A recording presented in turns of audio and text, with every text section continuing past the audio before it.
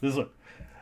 There we go. Hello and welcome to Throwdown. I am your host, very rusty host, Emilio Lopez, and I am joined by Carlos Romero, Chris Seeley, Brian Manjoma, and our special guest for today is the man, the myth, the legend, Mr. Torrance Davis. Back again.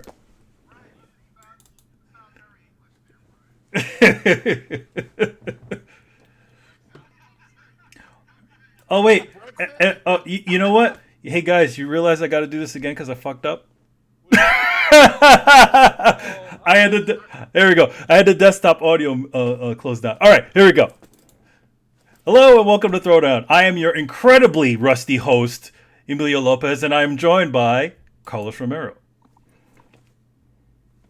This is definitely not happening for the third time. Chris Seeley. Hey, what's up, everyone? Brian Manjoma. Carlos just stole my joke. And the man, the myth, the legend, Mr. Torrance Davis. Hello, everybody. How are you doing? And, of course, Adam Vale.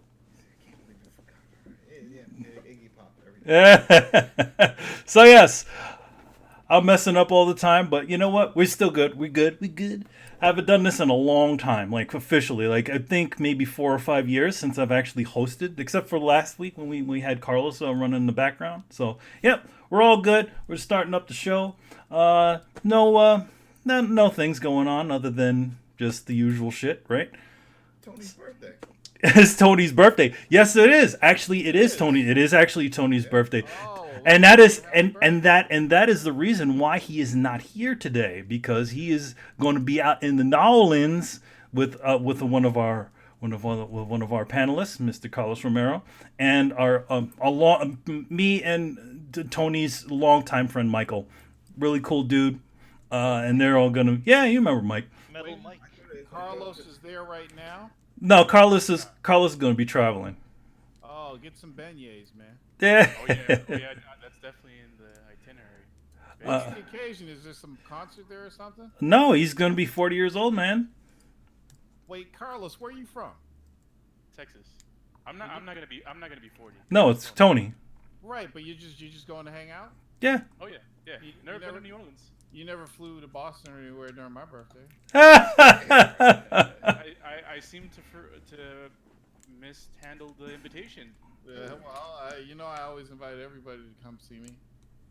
Hey man. I haven't. I Episode 400. I'll be there. personally, I really do want to. Me and Torrance have to go to do some candlepin bowling. That's what we need to do. Yes. I haven't done that in 30 years. Yeah. I'm starting to get my game back too. Oh shoot. Real quick. Manny, our audios is a little bit low, so if you can go to the desktop audio and just raise it up a little bit, a couple of decibels. All right, let's do that.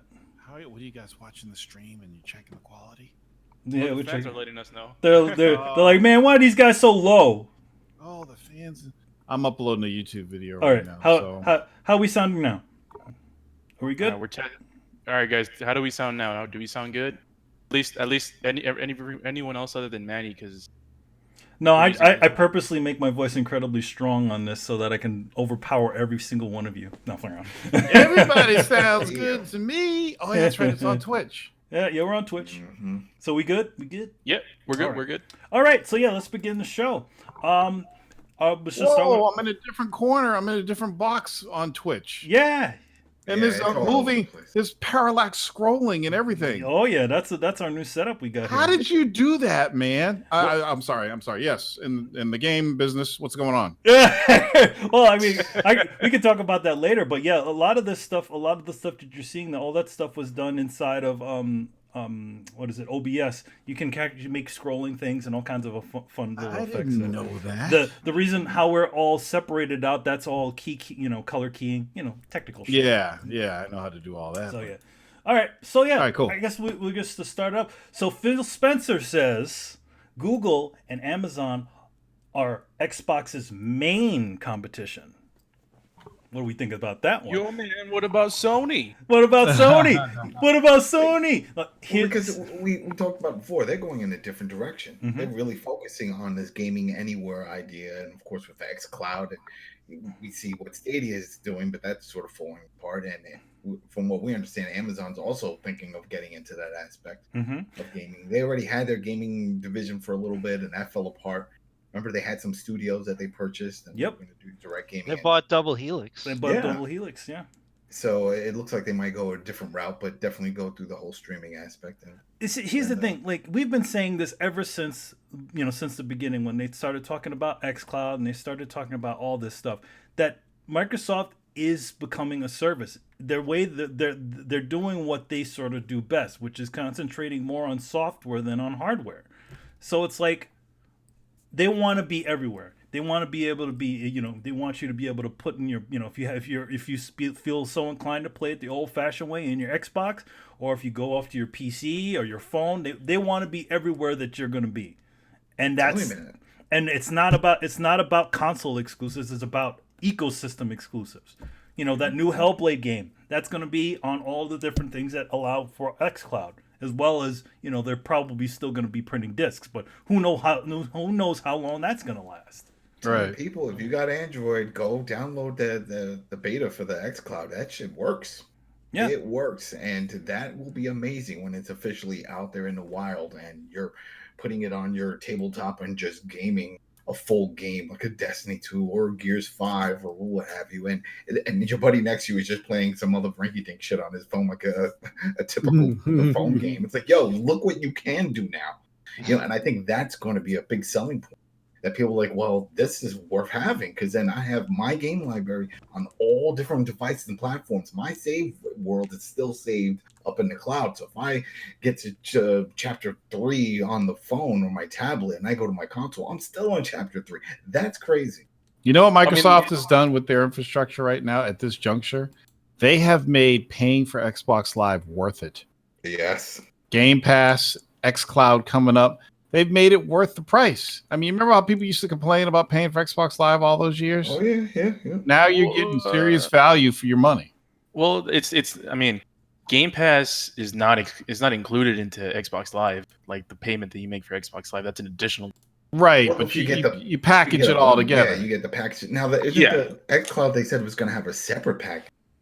That's the other thing. They'll probably have some Super Tyson X Ultimate Combo package you can get. Man, they already have Ultimate package. How can they up the ante? Platinum, man, platinum. Yeah, they can do. They'll do it. They will. They'll do it. There's probably a bunch of people that don't even have consoles that they're going to try to lure in. Yep. That's exactly what they're going for. Everybody's got a phone. Everybody's got a tablet. Lots of people have PCs. They want to capture all of that that market. They don't want to just be like, hey, we just have this VCR that plays our tapes. They want to be everywhere. And it's interesting seeing like how a lot of the fans, like the big old Xbox fans, like, oh man, this is stupid, blah blah blah. I'm like, guys, that's the future. It's just what the way it is. For me, even like I'm still a guy that buys console games. I admit that this is the future. As far buys essentially just like I go to the store and I buy a game. That's the way I've always done it. I like still doing that, but there's gonna be a time when it's not gonna be that way. It's just going to be like everything's going to be set on their cloud, onto their on somebody's service. And you even see it right now. I mean, Sony's not pushing it right now too much, but they have their own fucking service. Yeah. I mean, it's not. I mean, and then they've had it since for years. It's the only thing is it's like I'm sure like once this xCloud once this really starts rolling with this. That's when they're going to start to fix their own. Yeah, because it was a lot of remember, it was a PS3, and then they started adding some of their exclusive PS4 games, but it's not as current as the Game Pass is. No, it's not. Like, you can't go on right now and get Death Stranding. I mean, you got day one releases popping up on there. Mm-hmm. That's amazing. Just to have that ability. It's like day one, get to play it, and then xCloud and all this, play it anywhere. It's amazing because somebody like me who has it forgets that you get all that Xbox shit day one. So I'm like, oh yeah, Gears is coming. Oh yeah, that's right. I just got to download it. Turn notifications on. I'll have to go to Amazon. Yeah. A day. I get these notifications. Hey, by the way, we put Final Fantasy 15 on there. Oh, by the way, we put I got that today. Final Fantasy 15's on Game Pass. I'm like, really? That's cool. Yeah, I've said this on the show for a while now. I think Game Pass is probably the best price, like value for your price, in gaming right now, because it's just so much that it offers. Like, even if you're just playing Gears, Halo, Forza, like, it's worth it just for those alone. Like, they pay themselves from the subscription. That's $180 right there. And well, here's one thing for me though that kind of worries me. It's like, I understand the overall picture that what they're trying to do is, trying to be the cloud gaming equivalent to the other competitors, but they're gonna release a console this year. So what does that say about their sort of, their I don't think that's the best way to sell a console, saying that the console's for the traditionalists, the people that just want to have a console and have that experience. This is their way of saying, hey, this is for you. It's all souped up and it's a premium thing for you. But if you want to go anywhere else, we have this other service. It's their high-end device. If you look at what they're doing, Microsoft has touched every facet of gaming. So traditional console gamers, PC gamers. Now they're going for mobile devices with xCloud and streaming and all that stuff. And then you put Game Pass out there, and then all of their games are available to everyone. So they're taking little bits of market share from every facet of gaming. And they're setting themselves up for the future. This is what all the companies want. Sony wants it too. Nintendo could give two shits. Nintendo will never give up hardware. They'll never give up hardware. Right. Exactly. We can link this in now. NVIDIA wants it because what we just announced yesterday. Geforce Now is live. This is a good step towards being a complete service, because Microsoft can then pivot and say your phone's an Xbox and your TV is an Xbox. You don't need an Xbox anymore. That won't exist. Everything will be an Xbox. It's like, your fridge is an Xbox, whatever. Play on anything. Fridge or microwave while I'm warming up my Hot Pockets. Earn some Chivos on the go. So yeah, I mean, like, it only makes sense that he would say something like this. And it's just literally putting that flag right down and be like, yep, that's it. That's where we're going. And that's it. Yeah, well, a lot of people, when they look at Phil's statement, a lot of the dense gamers out there, they look at it and like, oh, they're doing, and a lot of them are joking, but some of them actually believe that, oh, they're saying that Amazon and Google are the competition because they can't compete with Sony and Nintendo. No. All of them, cloud services. That's the one thing they have in common. Amazon, Microsoft, I'd say, is number one with Azure. Then you got Amazon Cloud Services, then you got Google Cloud. The three biggest cloud service providers in the world. Okay? That is their competition, because if you win the cloud, you win the entire globe. You don't have to distribute consoles all over the world now. You know how Microsoft sucks as far as the worldwide market goes. They don't have a worldwide market like Sony. Well, you get your cloud services in Dubai and fucking Laos and all these other countries out there. And all people have to do is take their existing mobile device or tablet and get on Game Pass and play Xbox games. Guess what? You've just infiltrated the whole planet with your product. Yeah. And that's the future. So all you dense gamers out there saying that it's because Sony. And the only other thing gamers got to understand, yeah, Sony sold 100 million consoles. They're kicking fucking ass. But that doesn't mean Microsoft wasn't profitable. And the name of the game is profits. It doesn't matter who. Like, I think if you ask Microsoft what's more important to you, being profitable or selling more consoles than Sony, they're going to say, well, we want to be profitable, because if you're profitable, you survive. Your product lives on. You can make new products. There's an Xbox Series X coming out because Xbox One was profitable, either through console sales, software sales, or Xbox Live and Game Pass sales. There are profits there. Sony wants those profits. Nintendo wants those profits. Why do you think Nintendo now has a pay service for online? Because they see that Sony and Microsoft are making money. There's a trickle-down theory here, and it cascades throughout the industry. And now that is happening on the cloud side of things. Sony just made a huge investment in Microsoft Azure services. Mm-hmm. Yep. Because you definitely know that it's in they looked at it and they're definitely not going to go with Google. Right. And they're gonna go. Exactly. They're gonna go with the guys that actually know about this sort of stuff, right? Which is essentially done it for years, right? Around for at least 10 years. You know, Microsoft probably knows better than anybody else, especially at this point in time, what kind of speeds or what kind of they would actually need to be able to run a service like this smoothly. Yeah. Yep.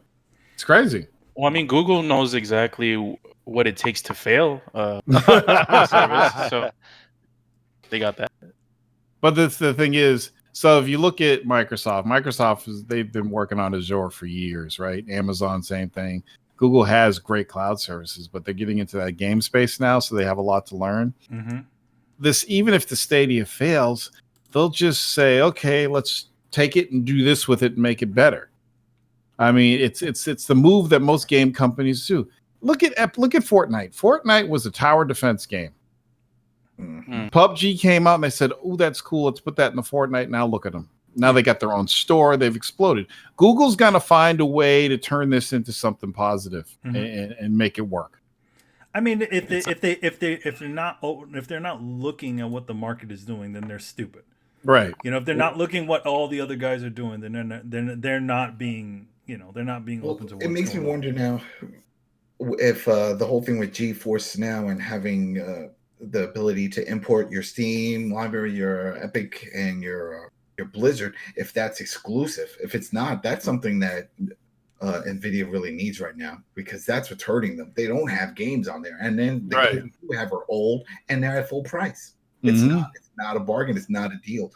And now that we saw an announcement yesterday that GeForce Now is live and you can import all these other games that you already own and play them on your Shield, on your PC, your Mac, your tablet, that's eating up NVIDIA's market, at least with the market that they were hoping to get. Right. And by the way, Adam, that's a really good segue, because that's our next topic here. We're talking about GeForce is now streaming. It goes from it's launching right now it has available Steam, Epic Game Store, Battle.net, and Epic and Uplay. And Uplay. Yeah.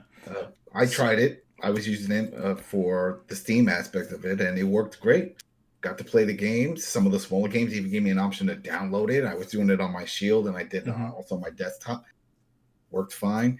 There's 2 tiers. There's a free tier, and the free tier lets you play for an hour, which is more enough time if you just want to jump in, jump out, whatever. And then there's a cooldown period. I haven't bumped into that cooldown, so I don't know how long that is. And there's nowhere on the site doesn't mention it. It just says that there is a cooldown.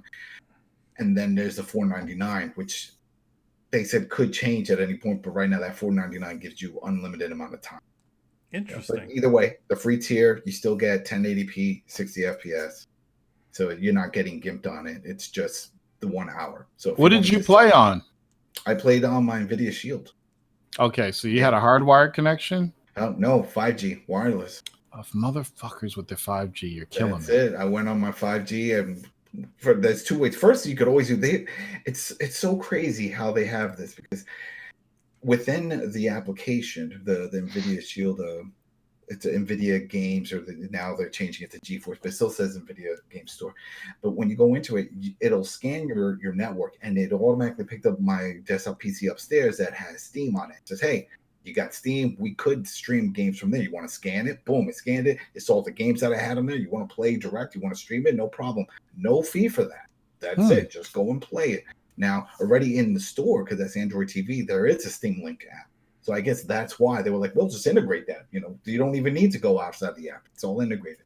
So that's one of the options. Then the other one is when I went into Steam, it opens up big picture mode. And this, again, is within the GeForce. You pair up. Once you pair up, Steam, go in, it opens big picture mode. I see all my games. Now, not all the games work right now, at least for the stream play. I clicked on a few, Doom and a few other ones, gave me a little message, hey, with sports coming soon. But Street Fighter and stuff, they were working. It worked. It played. And for some of the smaller games, it actually gave me an option to do an install, just to download the game. Adam, I have a quick dumb question. When you said you're playing it off of 5G, do you mean 5G as in the new cell phone technology, or 5 gigahertz? on my Wi-Fi network, not over the phone. Gotcha. No, on my AC router, because you have the 2G, you have the 2, and then you have the 5 standard. You mean 5 gig? You mean 5 gigahertz? Yeah, the frequency on your router. 5G. That's okay. Yeah, not over the no, not using not in the sky. not through a cell tower. This is I'm actually thinking about picking up a Shield. Oh, Shield's awesome. Now. The prices are bloated though. It's still good. They haven't changed anything when it comes to the aspect of gaming. It's all the new iterations, just to a lot of upscaling for 4K and HDR. If you're really going to use it for HDR and 4K, then yeah, you can go for the 2019, but 2015 is just fine for all the gaming, all the specs, all this stuff that I just talked about. All works on it, no issues. So you can go and get an older version. Interesting. The show is not sponsored in any way, but it's an awesome device, man. You can load in RetroArch if you're familiar with that. Load in all your ROMs, just dump everything, play N64, all that stuff. No issues, all free. Interesting. He's gonna pull the cord. So the Throwdown also doesn't condone piracy. Yes. You say I don't rip my own games? Is that what you're saying? Yes. Making backups? I would never imply you sail the high seas. Never. Okay, exactly. There you go.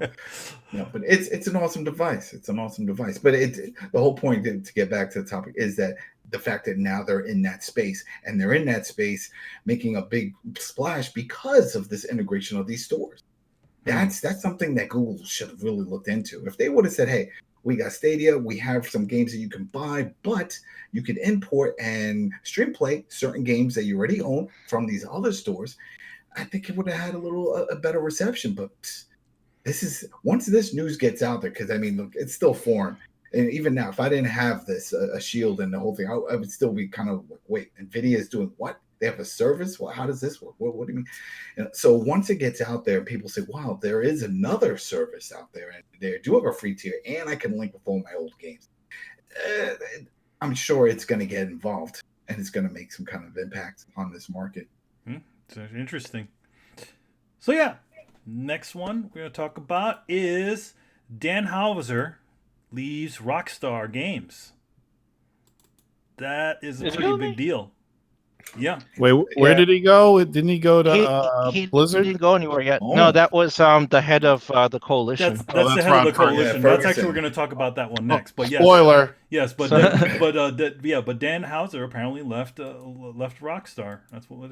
Here's the thing. Jason Schreier linked to an SEC filing from Take-Two Interactive that had a note on there that Dan Houser is leaving the company as of March 11th. Oh. So he's already put in his resignation. I honestly, when Tony asked me about it, the first thing I thought of is Take-Two probably is pushing him out. They probably are. I don't know where he's going. He took time off a while ago. Well, he does a lot of the writing for the games, so he probably takes long breaks. After all that production, he probably takes. Aren't there two Housers though? Yeah, his brother Sam. Yeah, they founded the company together. Yeah. So it's kind of interesting that one of them leaves. That it seems odd to me, especially with how well Rockstar's doing. Yeah. So I can only think that maybe Red Dead is not performing as expected or as promised or whatever. They might be putting pressure on him, and he might be like, you know what, fuck this. I don't really run this ship anymore. He has to answer to Take-Two, and maybe he doesn't want to do that anymore. Mm-hmm. All right, I got another thing for you. Yeah. GTA 5 is still selling. Maybe he said, you know what? I'm filthy fucking rich. Here's my story. Here's my pitch for GTA 6. I'm leaving. That's possible. He could take that money and walk. I mean, he's his six GTAs under your belt. You get a credit on that one. You don't need to do anymore. I also don't know how the game industry works when it comes to previous titles. So if Rockstar keeps putting out Grand Theft Auto, the old Grand Theft Auto games like they've been, does that mean the Houser brothers still get money off of that? It depends on the contract that they signed. That they get. I'm pretty sure they do get royalties. Yeah, some royalties. Yeah. Mm-hmm. That way that the royalties ensure that Take-Two doesn't have to pay them a lot of upfront cash. Mm-hmm. Yeah. So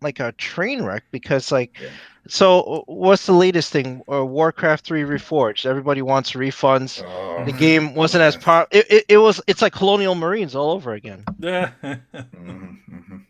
here's the funny thing. Out of all of this, Cliffy B, I don't know if you follow him on Twitter, but he said, you keep on mentioning topics before we're going to talk. I didn't know you brought this. This is all related, though. It's related, though. It's all good. Because it's all related to this. Because once he found out about this, he said, "Hey, the offer's still out there to bring me in as a consultant on Gears." Oh wait, no, we didn't talk about that one. It's something about law. Oh, interesting. No.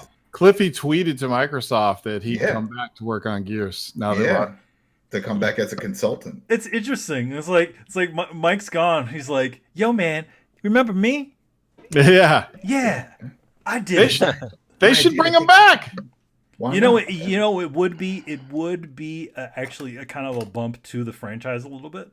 Yeah, because it's like, Gear, like a lot of folks have been saying the modern Gears games have just kind of not had that feel to them. Where they have that sort of Cliffy-ish thing. Well, what he said that there was a bunch of stuff on the cutting room floor that Ferguson left out that he could definitely implement. Oh, he's fishing. He's fishing. Oh yeah, he's fishing. He was like, "Yo, I got some ideas. I'm not coming in just to bring him. I got some ideas." That's like some Hideo Kojima coming back to Metal Gear sort of shit. Oh yeah. Well, that's what, and you were right. I mean, that's something they can definitely use as a sell because even though Ferguson was part of it, he wasn't the face. He wasn't the face of it. Yeah. Cliffy was the face. Cliffy was the one doing the rounds with promos and doing GameStop signings and stuff. So if you mention, hey, another Gear's coming, and this is with Cliffy involved, and he does the same thing, going around shaking hands, kissing babies. People are like, shit, I'm interested. I want this to bring some new life to it. It's interesting. Yeah, go ahead. I mean, Adam, you said bring life to it. I thought it was already the butt. It is. Oh. But the thing is, I'm just saying for those who have walked away from it, because I'm telling you, there's a lot of people, and this is my issue that I had when I was playing it, and it was always me and my buddy, and then a little bit with you, Carlos. But I had a whole crew of people that used to play this game religiously. We would jump into multiplayer, and motherfuckers are on playing Netflix and Hulu, and they're like, "Yo, sending game invites." They just like ignored it. I'm like, "It's fun. Everything is here. They've made all these improvements. It's a great game," and I think a lot of people just felt, "Oh, well, I played all the other ones. It's more of the same." When it's really it's not. It's not, and hopefully, I'm thinking this would be a good shot in the arm. Just mentioning Cliffy's involvement. Should have him on stage at E3. There you go. Holding the Lancer. Yep, like he did back in the day. It'll be like back in the day, right? Just pull the Lancer out. Yeah. Yep. So I don't know. In the crowd all the time. Catch by the handle, bitches. Later. I do think Cliffy B, like, being part of the franchise, get a little bit of good PR. I still don't think that it'll revitalize the franchise to bring it back to where it once was. Because I honestly, I don't think Gears will ever get back to that point, because it's just one of those games that they, like, I don't want to say franchise fatigue, because they don't saturate Gears like other franchises. Yeah, they don't satirize the franchise. But I do feel like Halo has the same thing. I think with shooters, especially with these like competitive multiplayer shooters, only one that doesn't, for some reason, never dies is Call of Duty. That's the only freaking shooter game. Why, right? Because I know, because it's the dude bro game. It's the game that people who don't play video games, that always, every year, it's like, oh, I need to play video games. When's the new Call of Duty come out? It's not that it jumps in different realms and different eras. We had the one in the future. We have the one in 1942.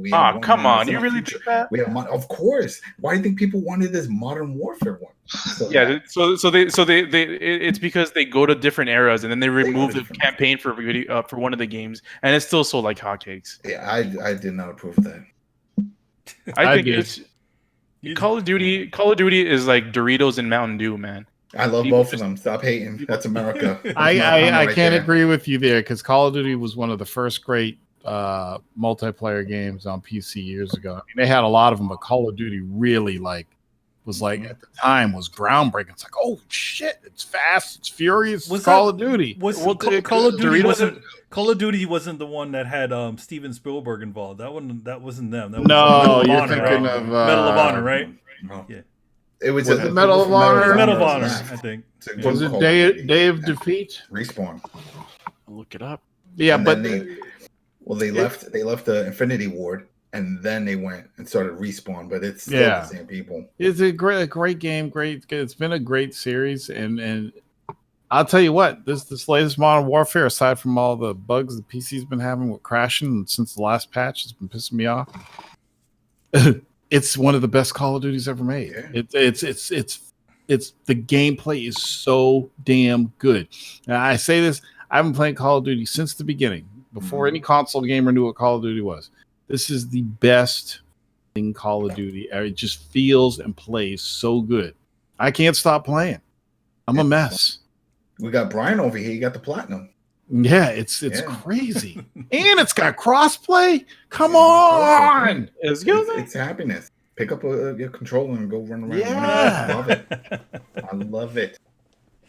So moving on, Ubisoft has 5 AAA games for the next for this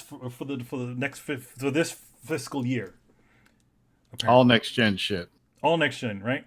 Yeah. Well, we knew this. This is all the games that got pushed back. Should we call it? We go. Do it. You know, the new Watch Dogs game is in there, and I'm willing to bet that Watch Dogs game is going to get pushed to next gen. We got a new Assassin's Creed. Yeah, the Viking one. Yeah, probably. It's probably going to be a new. What you mean the crew? No, not the crew.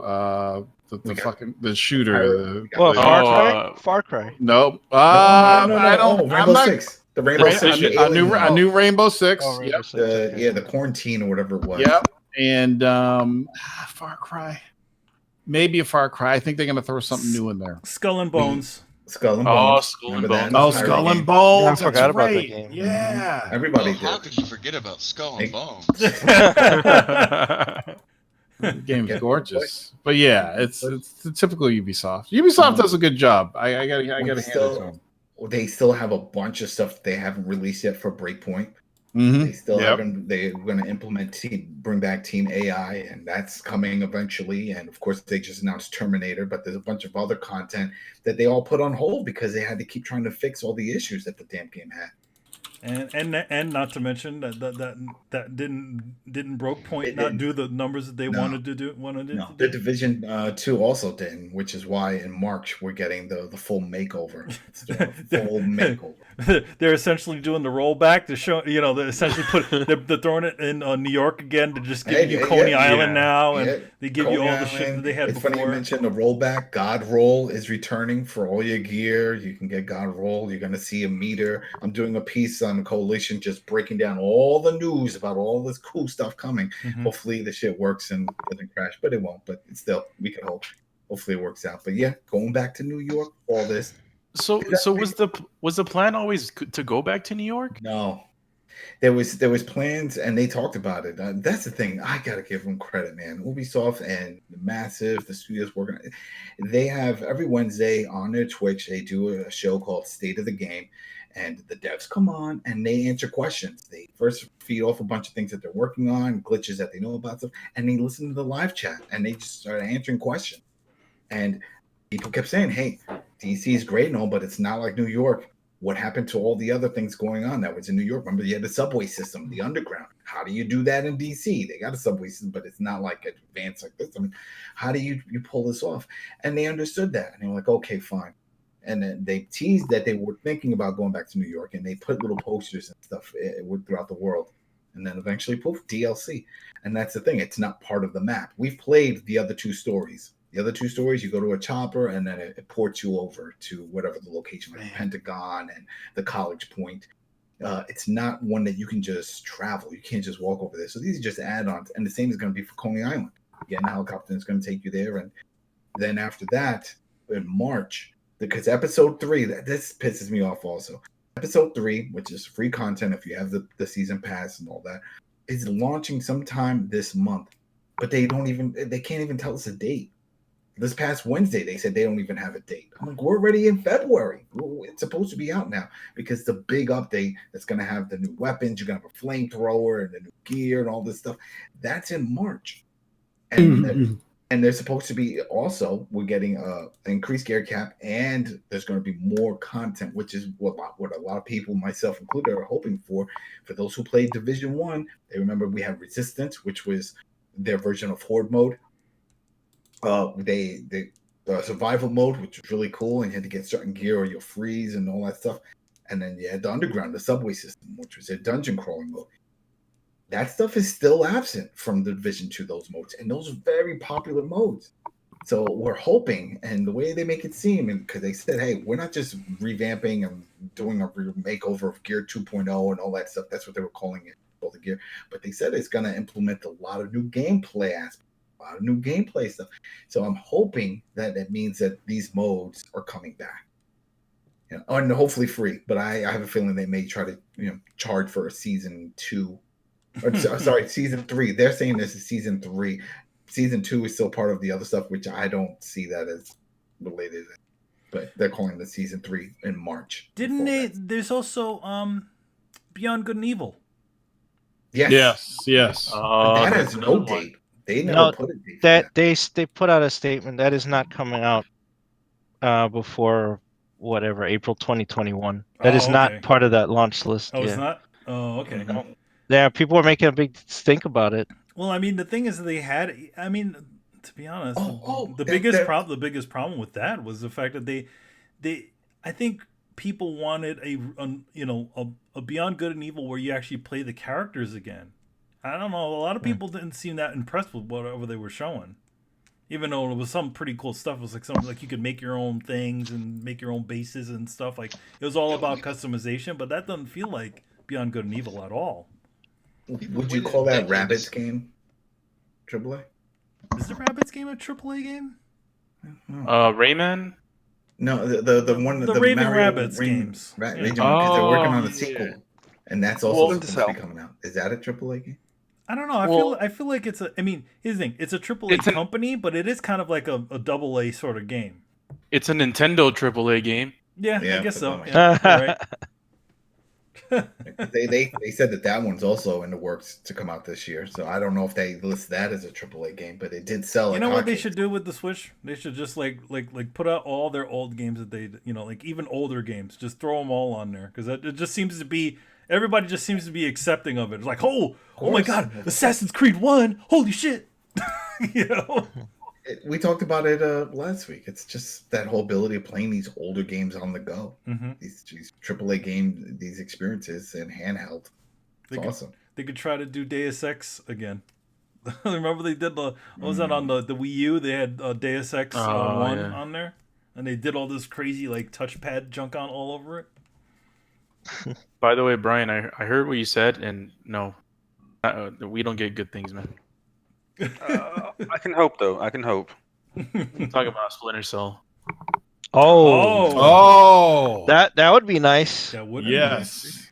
You know, there is that space now. I mean, Kojima's off making walking simulators. Jump right in there, Splinter Cell. Don't worry. Hire David Hayter to play the guy too, just to fuck with everybody. Well, hire Cliffy B. Fuck it. Death Stranding might come to Switch. Might be able to play it on Switch. All right. Ah, man, I would want a Splinter Cell. I mean, they don't. Are there any like stealth games anymore? Stealth like that?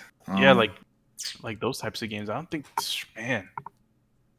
There's games with stealth elements like that. Uncharted had a lot of that. Well, I mean, because Uncharted is kind of like the no rules pasta. It's like it's got everything in it. Yeah, it's got everything. It's got a little bit of stealth. It's got a little bit of platforming. You can shoot a bunch of cover shooting. Yeah, you got cover shooting. It's got like everything. It's the buffet of Wasn't there a ninja game? Wasn't one of these ninja games that came out was like that? It was all about stealth.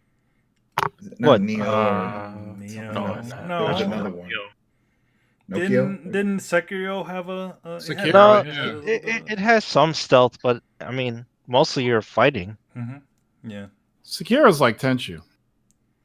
It with more is. fighting. It is kind of like that's what they were sort of trying to do. It's like a spiritual success. It started off as Tenchu. Mm-hmm. Started off as a new Tenchu game, and then they changed it. You know, it's funny. It's interesting though that From Software was just the publisher of the original Tenchu games. It's actually another company that made the original Tenchu games, and they're actually still sort of making Tenchu games. They're just like anime girls. So I don't know. I can't remember the name of the company. So yeah. All right, next one. I mean, we keep on talking about Cliffy B. So here's another one. Cliffy B says that Lawbreakers failed because he was too political. Nah, I don't think so. No, I don't. It just came out at a bad time. Yeah, it was the wrong game at the wrong time, and the game wasn't bad. It's just the wrong time. It was the Overwatch clone, right?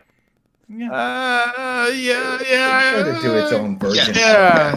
It was. Oh, come on. It was such a clone. And also, I need to specify, he said that it was one of the problems that it had. It wasn't the problem, it was one of the problems. He was very clear to state that when he seen that tweet.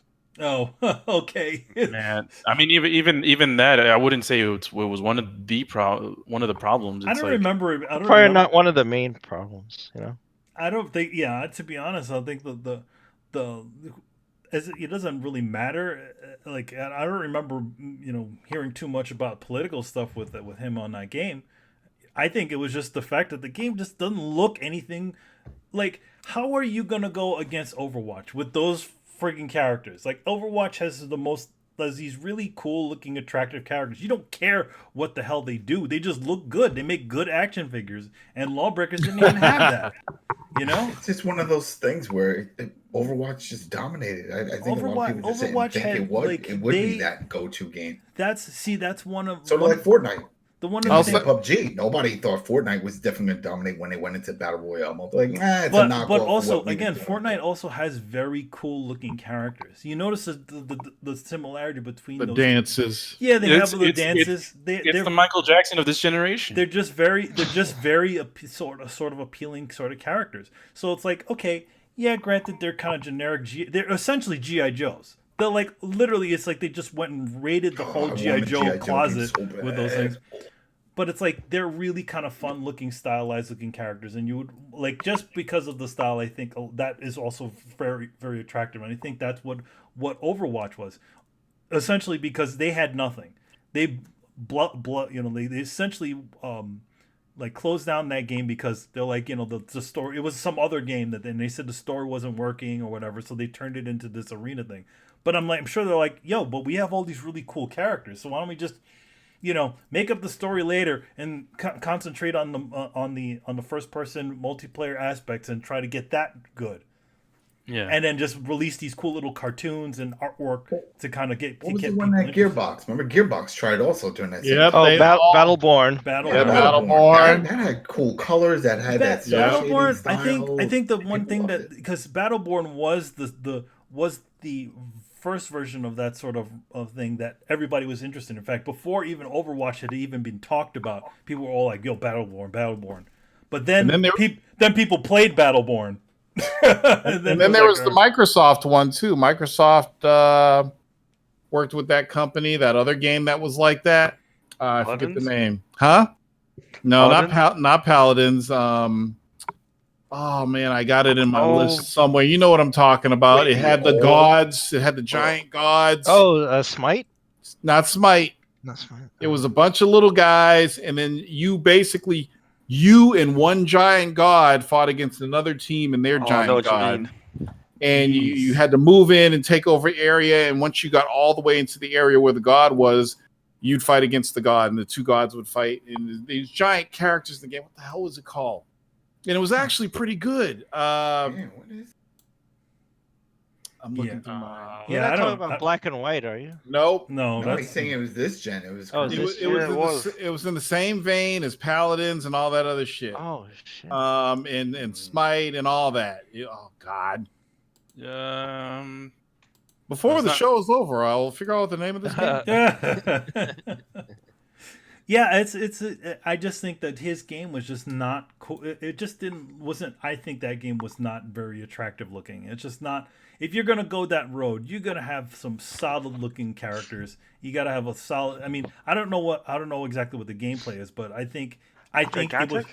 Was that Gigantic, maybe? Gigantic. That was it. Jesus. That was another one that kind of failed. Yeah, I don't even remember that one. The interesting about these types of games, there's not that many that thrive within the genre. It's like Unreal Tournament, Team Fortress, Overwatch, and that's it. Yeah. Well, another thing you got to realize, every new IP is a gamble. Oh yeah, definitely. Every single one. And for those that those new IPs that everybody knows about that make it, there's probably hundreds of new IPs that just fail. Some of them don't get out the gate. Some of them are released and nobody cares about it and they just suck and fail. I mean, just remember Insurgency? You know, that game was good. Well, yeah, but it wasn't really a big. I don't mean Insurgency. I mean Inversion, the game where you can zero gravity, you can play upside down. It was a shooter. Pretty cool game. It never really took off though. You know, Loadout was cool. That Loadout was a free one though. I played a little bit of that one, but it didn't blow up. You know, so drawn to death. It's funny like it's funny how like both Cliffy and David Jaffe decided to go against all the things that they were sort of known for. Yeah. And it kind of didn't work out for them. Because they get tired. Yeah. They get tired of that stuff. Orcs Must Die Unchained. Another one. Jeez. Pretty cool. Didn't take off. Oh, Orcs Must Die is so good. Yep. Great game. Great fucking game. But that's like more of a first-person tower or third-person tower defense. It's like a tower defense, multiplayer tower defense. Oh, it's where so you set traps and stuff. Really cool game. Yeah, man. Was that an Xbox totally game? No, that was PC. That was PC? Yeah, I played it on PC. Yeah. I don't know if it did port over to the consoles. I don't think it did. It didn't make it because it didn't really take off. Oh, that game is so good, man. I wish more people played that. I could have sworn that game came out on the consoles. Yeah, but no. It was on the PlayStation Experience. What's PlayStation Experience? I can't remember that. What is that? The December thing that they had. Oh, the press conference. Oh, yeah. Okay. It was shown there, but well, I guess no one liked it on PlayStation. I guess. You know what I realized? You know when you go through your Steam library and it's just the actual names of the games, and you look at it, whatever. When you switch it over so you can see like the thumbnails of the games, and you look at your library, my library's fucking insane. I'm looking at stuff like I didn't know I had Total War Empire. What the hell's War of the Vikings? I have 3 Dawn of War games. I got Dawn of War, Space Marines, and Vermintide. What the fuck? Oh, that's Warhammer. Yeah. 40K, yeah. The card game one is good. The Soldier. A lot of this stuff. I'm like, where did this come from? You just got games. Just games appear inside of your library. It's insane. Well, people can gift you games on Steam. They could have been gifting you stuff. He would see it as a gift. He would see it. He has to accept it. He has to accept it. I'm looking at some of this stuff. I'm like, Titan Quest. What the fuck is that? I'm sorry. I just no. I know what you're talking about. It's like you just all of a sudden you just say like, wait, what? I did buy that? Yeah, Starpoint Gemini. What the fuck? I have a couple of those there. I haven't even played Steam that much, but I do have like a couple of mysterious games. I'm like, oh, did I get that? All right, I guess I did. Well, I sent you a few. You did. I gifted you a few. Before you. It's the Brett Murdoch. Happy hour. Happy hour. It's time for the fireside chat at Brett Murdoch's house. It's that time of night. Start dancing. I'm gonna leave it on there while he lights his fireplace up. You should leave it on here. I'll change it to a sweater. Are you changing the sweater and you're gonna take off your shoes and stick them into a thing like Mr. Rogers? Yeah, exactly. Like, hello, gamers. So yeah, I just it's interesting that he decided to start talking about how Lawbreakers failed, and then all of a sudden talking, essentially tweeting at Microsoft, "Hey, buddy, I still got some gears in me." Well, he knew it was going to get the word out. People were going to start talking, and we don't know the back end. We don't know if there was conflict or whatever issues, but all we do know is that he made this offer, that he's willing to come and consult on it, and now that's going to be the whole question. Whenever they talk to Phil, all right, now Ferguson is gone. Do you want to work new gears? Hey, are you taking Cliffy back? Is Cliffy coming back? That's going to be the first question anyone asks. Yeah, let's see who the first one is to ask that one.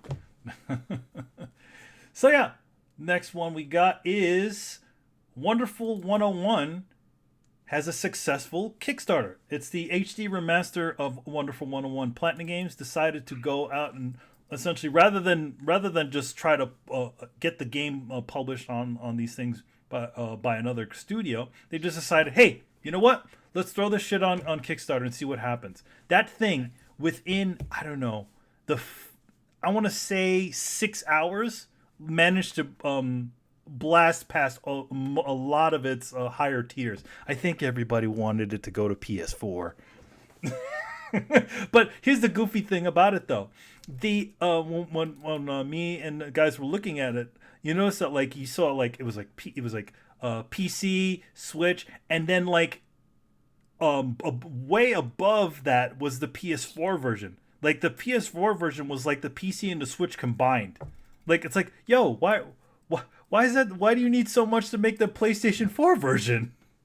That's a good question. It could be because Sony, because of the cost of putting it on the PlayStation 4 store as opposed to Switch and Steam or PC, so it costs a lot more. So that's probably why they needed more. Yeah, I don't know. I don't know why. Why did it, I don't like huge developers using Kickstarter. Now, Kickstarter is for indie developers and people who don't have resources, especially people who don't have connections to the industry like Platinum Games. I don't think they need this. I don't think they have a good excuse other than they didn't want to spend the money. Well, did you hear their reasoning that so apparently Nintendo said that they wouldn't help with the funding of it if they went multi-platform. They wanted it just to be on Switch, and they said, "Well, we need more money to get it on the other platforms," and that's why they did it. Well, that's fine. You make that decision, but honestly, like I think that takes resources away from other people trying to, kickstart an independent game, And everybody goes, "Oh, Platinum! Oh man, Wonderful 101! I didn't play that. Nobody bought the Wii U. Up with that money, And then you ignore like other guys who are struggling trying to get stuff funded. They get thrown by the wayside. That's not what Kickstarter is for. Imagine you're an indie developer and you launched your Kickstarter the same day Platinum launched theirs. Oh man, yeah, completely overshadowed. Yeah. Well, I mean, they managed to get. I mean, to be honest, like I don't like, other than like the people who really liked that game. I mean, I definitely think that it also would have been a hard sell if they tried to get it done under normal means. You know what I mean? Like Wonderful 101 did well, but it didn't do great. So I feel like this sort of helps. At least it sort of helps the get the game out to places where they probably would have normally been seen. I don't know. Well, I think they could have done it. Like you have resources to allocate. Okay, so Nintendo doesn't want to give you any support to develop it unless it's exclusive. So either you choose A, okay, it's exclusive to you, and we'll just put it on the Switch, or you go B, fuck that, and you go you put on your big boy pants and you go to investors and large banks that you have access to, and you get money, and because you're hedging your bets against okay, if we put this on a platform that's 110 million, and you add Xbox and PCs to that, and we go, okay, we have this big market. If we put it out there, the game's definitely going to sell. We'll make this money back. You do that. You don't go on Kickstarter. Yeah. I agree. There was a way that these things happened before Kickstarter was a thing. Kickstarter is a platform. The problem is when you let these big companies go on here, and I'm just kind of parroting what you're doing this. It shoves out the little guy. Now you have this kind of dynamic where there's nowhere for the little guy to go because, big corporate interests, big corporate companies just want to use this as a test bed to see, how many guaranteed pre-orders they can get before they fucking release a game. I wouldn't say Platinum Games is incredibly huge and corporate. I mean, they've worked for other big corporations, but they've never really been a big studio. They're a more well-known studio, yes, but I don't a household name. And like, if Platinum Games, like, if they can't do it, and if like they're on the level of almost Ninja Theory, like they make quality games, they've got a good reputation within the gaming community, like, and maybe this is a sign of a bigger picture. Like, Platinum Games shouldn't be having the problem where they're trying to get funding for a game. They're fucking Platinum Games. They've made some amazing stuff. And also, to make people pay for the mistake, it was Kamiya that burned that bridge with Microsoft. I don't know what happened with Scalebound and what happened when Phil Spencer went there to review it, but he burned that bridge. If he were to go now and say, "Hey, Microsoft, we'll give you a game exclusive," Microsoft wouldn't take it. It'd be like, "Fuck yourself." So all you have is Nintendo and Sony to go to, right? But he put himself in that position. Don't put it on other people like, hey, crowdfund this game. You already developed the game. You already released it years ago, right? You should be able to pull resources. You have dev kits. You don't need money for that. Yeah, you need money to get it on the store? Put on your big boy pants to go to investors and get money like everyone else in your caliber. Do not go to other people and go, oh, we'll have tiers. No, fuck that. You made that game already. At least one thing you can have to pay back investors, Chris. At least one thing could be assured about this. At least the game will come out because the game's already fucking made. Right. Exactly. Not like a lot of those Kickstarters. Unless Platinum Games just does a bullshit port, which with the amount of money that they had thrown into this thing, they better not do a bullshit port. Better not end up like Mighty Number 9. I'll tell you that. So yeah, it's funny, but we actually ran out of topics. So yeah, we just blasted through that shit. So I'm gonna do the usual thing for time, and that's we're gonna ask the one question that everyone wants to know. What was that? What are you guys playing? Call of Duty, Modern Warfare. I'll go to Torrance first. You playing Call of Duty Modern Warfare? Yeah, that's what I've been playing. You're not playing all those thousands of Steam games that you got on there? Yeah, you gotta play Dawn of War. Yeah, all three.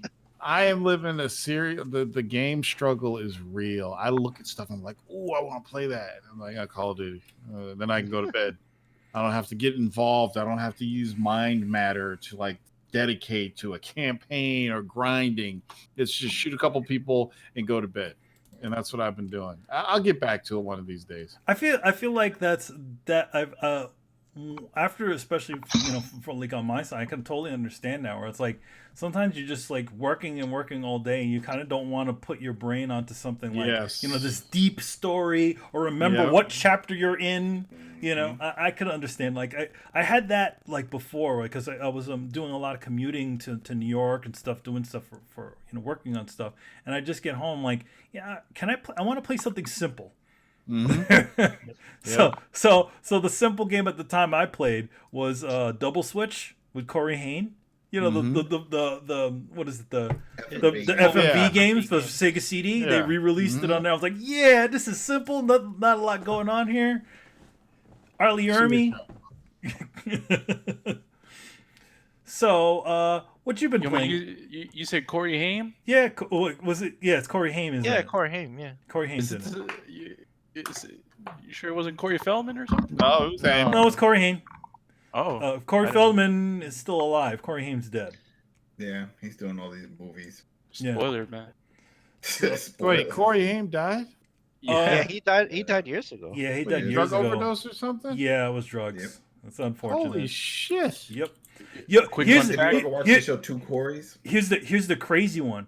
Okay, like when you beat a Double Switch, they have eulogies to all the people that passed away who made that game.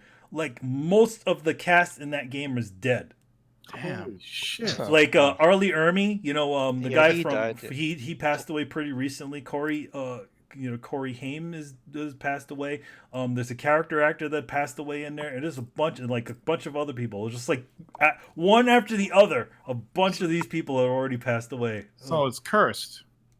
Maybe it is. No, it's No, it's just the years have gone on, and it's just so happened that a bunch of these people had passed away while. That's a damn shame. Yeah. Related to people passing away. So Iggy Pop has his new album. Guy's 72 with a six pack, still touring. Mhm. But I wanted to see because I know the original band members, they passed away. Oh yeah. But it's like a full list, like 20 people. They're all gone. Yeah. Now imagine that if all your friends are gone, even David Bowie, everyone's gone, and he's by himself. And there's some sad tracks on this. It's more like spoken word where he talks about it. It's fucked up. But yeah, it's sad when you see everybody disappearing. That's why you don't want to be the last man standing. Yeah, I've told people like that, and they know it's fucking dark, but like yeah, I'm gonna be super old. I'm gonna be the oldest. I'm like, that's the last person there. it's Yeah. Watch lonely. everybody else fall before you. You don't want to do that shit. No. So Carlos, what you been playing? That's pretty much it. You're playing that's it? I totally didn't even hear it. Oh, chess. Oh, you've been playing going old school. Yeah, going old this school. week, I mean- you don't need no graphics. Yo, man, is one frame per second. I mean, I've been playing Use your hands. Monster Hunter before that, but Yeah, we haven't done the stream in a little bit. yeah, we haven't done the stream in like 2 weeks. Tony's been running around and nobody wants to jump in. I actually don't have Iceborne yet. Excuse me? Gasp! Well, I don't have it either. So Yo, Wait. man, it's good. Ice porn? What's that? Iceborne. Is that a Canadian thing? Iceborne. What the fuck? The Monster Hunter, Iceborne. the Monster Hunter DLC. Oh, okay, gotcha.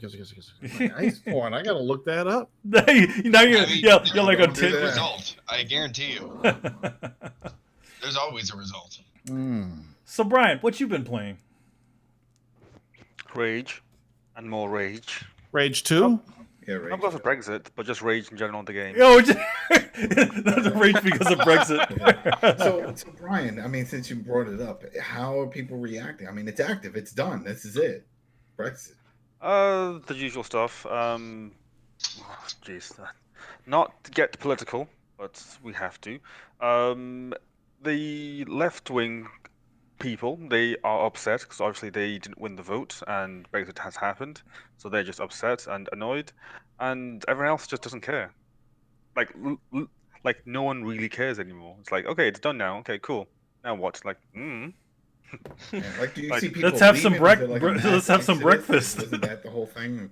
No, People you had to don't. leave. You had to close up shop. You couldn't stay in a country. I thought that was the whole thing behind it. no one's, well, as far as I know, like no one's really like left or it's been affected in that way. It's just like, okay, the votes happen because effectively we haven't left the EU yet. There's like a 12-month period from now until January next year where we have to like make all the deals and then transit out. So we're kind of like in the honeymoon stage, if you wish. Sorry, no, what's the premarital stage? Like, guess engaged stage, if you wish to call it that. Yeah. Yeah. Yeah, we're in that period. We have bought the rings. We are planning to go, and we just make sure that everything's good, so that when the big day comes, we can just go. Yes, So, nothing really changed. I'm gonna be traveling from Paris to London in June through via train. So I won't need a passport to get into London. I don't know how it works for US passports into London. I'm not 'Cause, too sure. I thought the whole thing is once you're in Europe, you're pretty in much Europe, yeah. you're in Europe. It's like you don't need a show. I think that only works if you're a member of the EU. Like you don't need to have a visa to travel around the EU. But since Yeah, you're outside, I think you may still need a visa, but even then, I don't think it's gonna be that Wasn't that like, one of the that big much of a problem. points of the EU, that and common currency? Yeah, that was, but then as you can see, common currency just never really took off. Yeah, It's like Britain Are still you guys going back to pounds? no, Britain still had the half the pound. pounds. They They never They got never rid of moved it. away. they never got rid of them. You know, like so many countries still have their own currency, so it's like, oh, that fell apart. Mm-hmm. I doubt Brian's ever used the euro in his life. Nope. so rage. Yeah. Rage 2. I'm wrapping it up. You know, it still has the same issues I had last time, which is that it's just open and empty. Like it's a Ubisoft open world game in that it's open too for the big sake and of has being too many open. things. Yeah, it has too many things there for no reason. It's like it's not focused. So, meh. But on the plus side, the story seems short, so at least that's good. But yeah, it's Rage. If you enjoyed the first one, you have some level of enjoyment because they have some references to the first one, such as some of the characters in Rage 2 are children of the first of the characters in Rage 1, so that made me smile. Do they have those? Does that game use the super textures like the original one? I don't remember. I don't think it does. I remember id was pushing that whole. I remember what was it? It was pushing the super textures years ago John with Carmack? that game. Yeah, they were saying like essentially it's a giant texture that stretches the whole environment. Yeah, that was a cool idea. But Didn't quite work as well, but yeah, because cool idea. it was like a lot of different things. Like some parts of it wouldn't load correctly or whatever like that. But it's pretty crazy. So Chris, what were you playing? I'm trying to platinum Sekiro. Oh shit! I Yeah, forgot. so I Yeah, went back you mentioned that. Yeah, after I platinumed Death Stranding, I went back to Sekiro. I finally beat it. Mm-hmm. So I'm on New Game Plus now. But getting the different endings is weird because you have to do these side quests and do very specific things at certain times or else you mess it up. And already in this playthrough, I realized I messed up something because I was supposed to get some rice from somebody and give it to somebody else. But you're supposed to do it before this thing happens, and I killed the boss. And then I went to get the rice, and I'm like, well, shit, now I have to go to New Game Plus 2 to fucking do it again. So, yeah, that's what I'm working on now.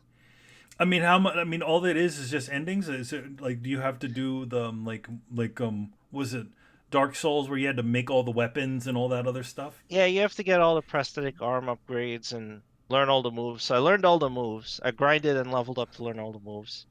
I need one material I can get now that will give me all the prosthetic upgrades. I have most of them except one. And I have to beat Owl a second time, but he's in a memory that you have to do a side quest to get the fight, and I didn't do the right thing, so I can't get the fight. I have to go into the new game again. I have to go into New Game Plus 2, do the exact sequence of events so I can get the item and go fight him because he's a trophy to kill the second version. Interesting. Yeah, and let's see what else. I think that's it. I think those are the only trophies I need besides the two specific endings and the owl fight and finish the prosthetic arm. Oh, okay, cool. That's pretty awesome. Yeah, it's funny because I didn't think you would go back to playing Sekiro again.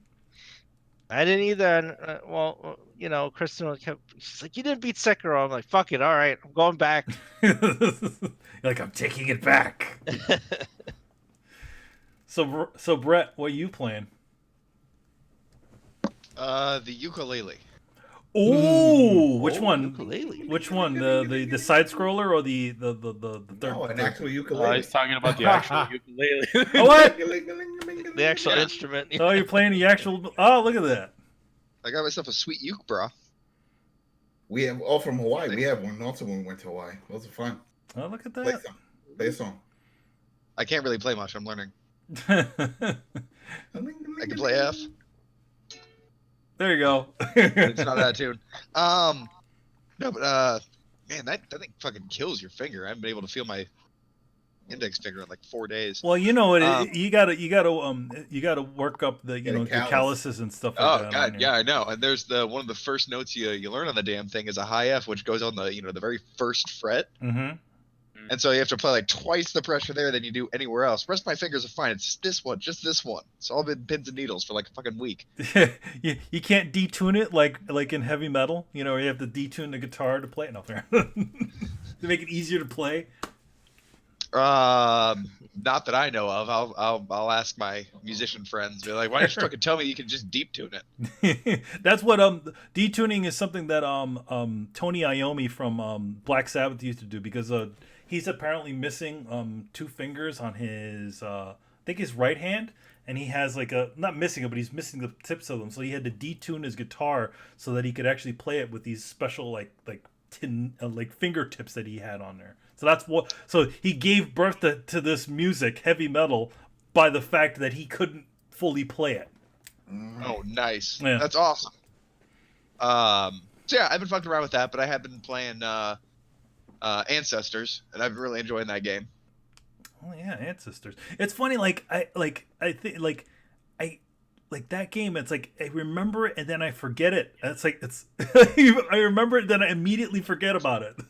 Yeah, it has this weird thing about it. Like it's got a spell or something on it where you just can't quite. I own it. I play it, and I still do the same thing. I'm like, what am I gonna? Oh yeah, I've got fucking Ancestors. Yeah. Like, Monkey Simulator. Let's do this shit. You know I play it. You know have what a it great is. time. You know what it is. They really needed to give it sort of a poppier name than Ancestors. It's a good name. I think that's what it is. I think that's what it is. It is a good name. It is the least memorable thing. It's like, hey, remember that special on evolution that you watched on the History Channel? Yeah. What was the name of it? Ancestors. Oh,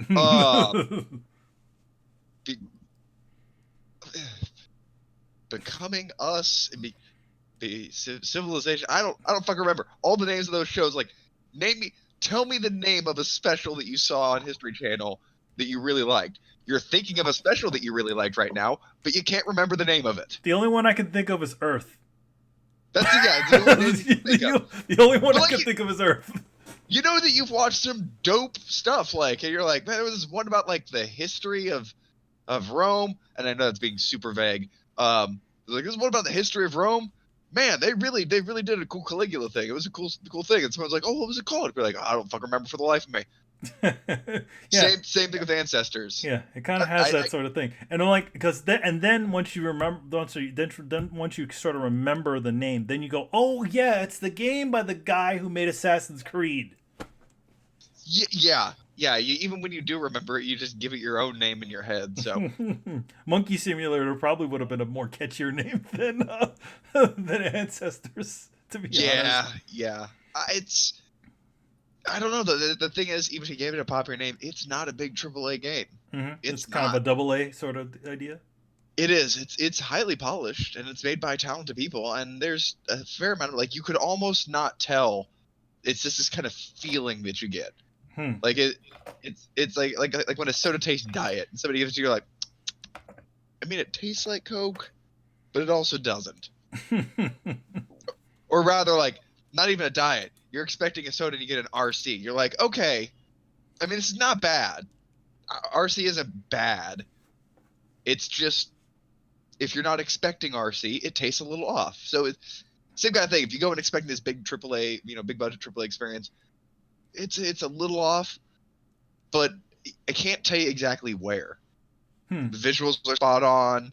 The music is perfect and fitting. The mechanics on it, while not the smoothest thing in the world, I mean, they might be one of the smoother things, because, like, compared to Assassin's Creed games, and yeah, it's right about there. I can see that. Run and jump and grab everything, and every once in a while you go, "No, up, motherfucker! Up! Why do you not know up?" So yeah, just like Assassin's Creed. I think the only thing that I don't particularly love about it is I feel like it could have used a more robust combat system. Most of the game you spend is prey, but when you learn to, strike things back and wield weapons, it's more of a quick time thing. So when something attacks you, you press and hold the dodge button, back, right, left, and wait for the sound of the the perfect little ting, and then you dodge and you perfect dodge. If you do that with a weapon in your hand, you'll attack. And there's not really a way to like attack multiple times. You can just like if a tiger attacks, you can just like brace and then fucking stab it in the shoulder. Mm-hmm. It does make for some great moments. Like I know I'm pretty sure I've told Nancy this story before, but I had an almost Dark Souls-esque moment for the first time. I was out and I was hunting, trying to find new areas on the map or whatever, and this fucking tiger keeps on rolling up on me, being like, "What's up, bro?" and then biting me, and I was just not cool with that. So I got my dodges down pretty well, I'm pretty nimble, but it got scratched up, and had to run, had to leave a place, and then I grabbed my stick, motherfucker came at me, and I shanked that motherfucker like we were in prison, and he owed me money. And he goes running off. Like, fuck that noise, and I had a second stick. Switch the stick to my other hand. Motherfucker comes rolling back around, attacks me again. I stab him again. Then I try and move off, and he's tracked me to a third location. Still fucking camping me. This bitch is camping me. So I'm trying to move to a third location. This guy keeps coming off. Finally, I managed to get down to the ground and grab a rock as he's leaping out at me and smash him in the fucking face, sending him running for a little bit. And use that rock, found a stick, and then sharpened that one. And literally, just as I finish, this motherfucker comes leaping out of the bushes again. Still the two old sticks poking out of his back. That's how I knew it was the same fucking tiger. Finally, I stabbed him and fucking killed his ass. And you could have heard me from 2 doors over be like, "Yes! Eat a dick! Eat a big old tiger dick!" I cut stone tools. I cut that bitch up and I ate him right there. I can't even metabolize meat. I got poisoned, but it was fucking worth it. I feel like I sent a goddamn message to all the other tigers in the area. They're like, the motherfucker is not even a carnivore, and he just cut up and ate Doug. Anymore. That's crazy. I mean, it's funny because like every single time like you've talked about it, you have like a fun little interesting story to go with it. It's just like, is that? I mean, is there a sort of like an end game to that, or is it just kind of continuous? Like you keep ancestoring up to get to a point. The idea is that you're trying to go from where we branched off from the monkeys in the evolutionary tree all the way up to Australopithecus, which was Lucy, or the first human. Humanoid. Technically not Homo sapiens. I don't. It's Australopithecus, but so you go from tool using monkey, and what you're trying to do is by doing activities with monkey, a baby on your back, you're essentially reinforcing the neurons in that baby monkey. It's learning about things as you do them. Monkey see, monkey do, kind of, that kind of whole thing. So you're expanding the size of their brain by doing things with these monkeys on your back. And then the way the game mechanics do it is for each child that you have, you can lock down one neural trait. So your brain is expanding. You're learning to do all these new things. You're learning to put something from one hand into another. Like, oh my God, that was a huge thing. But that has to be reinforced in order for the babies to be able to do all of these things. So you're kind of spreading out. Instead of a skill tree, it's a neural network. And the idea is you're trying to spread your neural network and reach Australopithecus. So while you can learn all of these things with one generation, you may lose 90% of that when you jump to the next generation. So the idea isn't to just go out and level up as quick as possible. It's to level up while managing your resources. They're kind of intertwined. So yeah, it's like, yeah, you can get 80 skill points and you can spend them all, but next time you level up, you only get to keep 7 of them. I'm like, oh, well, so I could use them until the next time I level up, until the next time I die, or my character dies. So, and each of the clan members is essentially one of your lives. So having many of them is helpful. So it's a really weird system, and it's something I've never seen anything exactly like it before. It's a novel game, but it's a sandbox game in how a sandbox ought to be, I suppose, in that it's self-driven. It definitely gives you steps and guidelines, and in those new steps and guidelines is where the evolution happened. Like right now, I'm working on a quest that the game gave me. Find a new settlement. I probably could have found 3 by now, but I'm like, I'm gonna find a good settlement where I'm not gonna get constantly attacked by tigers. Tigers, they're a big problem. Turns out, believe it or not. That's pretty nutty.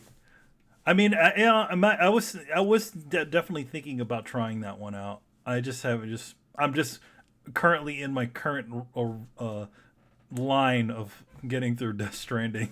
I think it hits the same notes that Death Stranding does, despite being a vastly different game. Mm-hmm. It's that kind of beta wave activity kind of thing. Because when I'm playing the game, like I'm never really concerned with any huge overarching thing. It's just I really want to get to the other side of the valley, see what's over there, and I want to make sure that I don't die or break a leg along the way. And that in and of itself is a task. The same way, delivering a cargo. In Death Stranding is a task. You kind of fall into that sort of Zen mode with Death Stranding, but then there's also that sort of initial fear of the environment, because you don't know in the beginning, because they don't give you a lot of information as to what's in the environments or what's there. So you're kind of figuring out, okay, I can go here, but I can't go there. I know that place is filled with ghosts. I know if that area is filled with a bunch of guys that want to steal all my shit. And, it's kind of like building that sort of familiarity. And then the game also kind of like decides to throw actiony stuff at you, which is a little bit jarring, I feel. Like it's what I call mandatory action. It is. I think you touched on something really important in both these games, though, and that there's a sense of exploration that's coming from them, a sense of testing your boundaries, of not knowing where you are or what's going on, just kind of having to feel out the world because it doesn't tell you a lot, which I wanted to point out because it's vastly different than even just a few years ago. You remember how we used to, right before Dark Souls came along, the big problem was everybody was holding your hand. And I think that in an effort to deliver, quote unquote, all of the content to the consumer, we've dumbed down games in a lot of ways, not just difficulty, but in certain narratives. We don't want to tell a story about X, Y, or Z because then these people don't want to hear it or don't want to buy it, or it's too extreme for, these people, or we don't want to make anything remote or hidden because if you have to climb a mountain in the video game to get it, not everybody's going to want to do that, and they deserve that content. Well, that's not really the case, and I think that Dark Souls kind of paved the way of breaking the rules. It was the first to break the rules in terms of difficulty, but now you're seeing a lot of games reaching out and trying to give back or replicate some of these experiences where I'm not sure if they even realized that they were, like talking about a lost civilization. It's like, are you rediscovering lost technologies or are you reinventing them? Yeah. But for whatever reason, I think that somebody somewhere realized that people in video games like exploring. And if you give them literally everything on a mini-map and literally every recipe in the game and everything like that through a strange, convoluted UI, that's not necessarily the best way to make your customers happy. So we're seeing this weird reemergence of exploration in video games. And I'll be honest, I don't think that we've nailed it 100%, but I think it's very interesting that especially in the last few years, you've been seeing more and more, at least in my opinion, games where they're like, I don't know, figure it out. Not just difficulty, but the whole 1950s dad. You'll be fine. It'll be a valuable lesson. Exactly. So I guess I'll go. I've been playing Death Stranding. There you go. Boom. I'm at was it chapter 8 now? There's certain chapters that kind of go faster than others.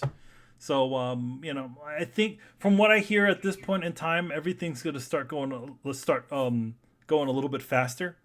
I got to, was it Heartman? He's inside of this giant it looks like a cabin next to a lake, and I'm doing missions for that guy, and usual stuff, bringing him closer and all that stuff, and so we'll see what happens. But yeah, good stuff. And I guess that's it. That's the end of the show. Excuse me? Yeah. What is up with that? So, what was that? I was gonna say, motherfuckers getting tired. Oh, I could see. I could see you falling asleep back there, Tor. Gotta go to work. Yep. But that's it. So I want to Oh, let me get myself on the screen. All right. I want to thank you guys for watching and listening. Subscribe to us on SoundCloud. Excuse me. Subscribe to us on Throwdown on SoundCloud, iTunes, and YouTube.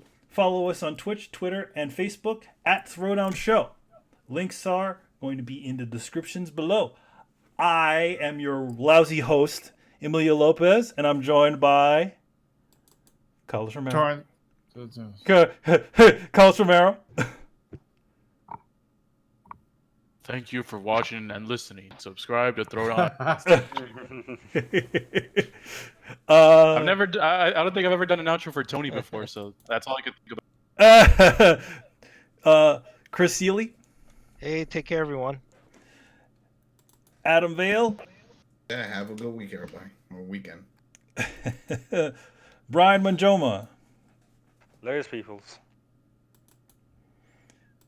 Brett Murdoch. Spin around. Deuces. And the sleeping man. Don't let the bed bugs bite. Torrance Davis. Alrighty, guys. Later. Peace. See ya. Oh, I